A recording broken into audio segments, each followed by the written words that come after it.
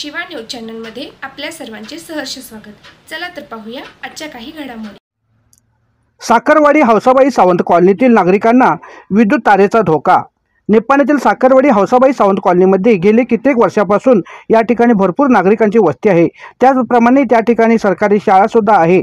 तसेच त्या ठिकाणी गणपती मंदिर व कार्यालय असल्यामुळे त्या ठिकाणी नेहमी नागरिकांची व शाळकरी मुलांची गर्दी असते।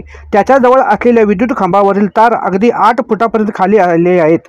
त्यामुळे स्थानिक नागरिक व तेथील शाळकरी मुलांना जीव धोक्यात येत आहे।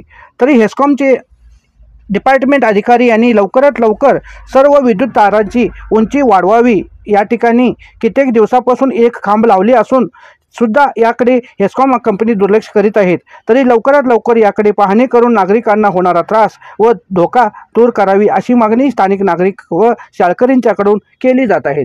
शिवा न्यूजसाठी शिवानंद वशेदार। चॅनलला लाईक व सबस्क्राईब करायला विसरू नका। बेल आयकॉन क्लिक करा।